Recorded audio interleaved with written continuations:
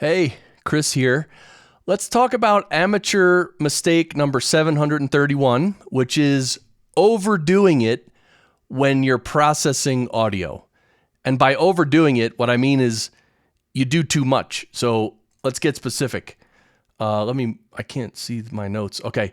For instance, overdoing an EQ, trying to do too much with an EQ will cause either boominess or muddiness or sharpness or anything in between. It'll actually make the audio sound worse.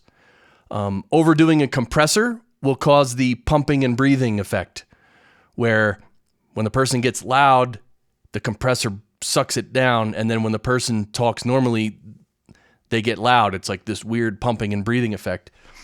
Overdoing a de-esser will actually pretty much ruin the audio. The sibilance will be so pushed down that the voice won't have much clarity anymore, and it'll be almost hard to understand.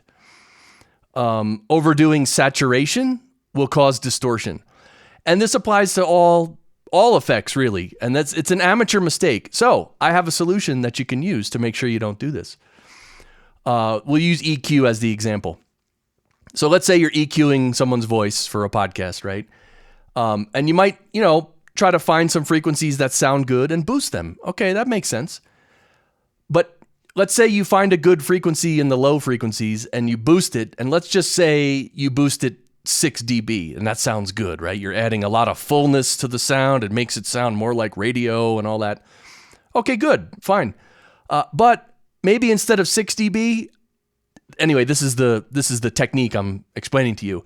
Instead of 6 dB, maybe bring it down to 4 dB for the time being, and then go work on other parts of the mix, or go work on another voice, or go do some editing on the same episode, right? And maybe, 3 or 5 minutes later, come back to the voice, and then you'll see, does adding 4 dB of low end, does that sound good? And a lot of times, you might even bring it down a little more, right? And then, so let's say you bring it down to 3 dB, and that sounds pretty good to you now. Okay, then go do something else in the mix. And again, so you get the idea. What you do is you just revisit your changes a few times, like do something else and then come back to it.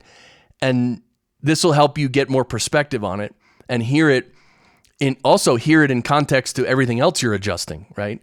And this not only applies for EQ, this applies for all like compression and all the different types of processing you can do. It's just a good kind of a handy trick to use. So so I hope you enjoyed that. That's it for today. That was a pretty simple one, but I think it's really important. So don't forget, it's hard to see. Oh, my podcast engineering show, that's my podcast. The Daily Goody emails, you can sign up to receive them. They're little tips and tricks a couple times a week. And of course, podcastengineeringschool.com. That's where I have my main course where I teach people to work from home, earn a great living producing podcasts for other people. Yeah, it's really awesome. So, all right, let's leave it there. Thank you. If you want to like and subscribe, please do. And we'll see you in the next one. Bye.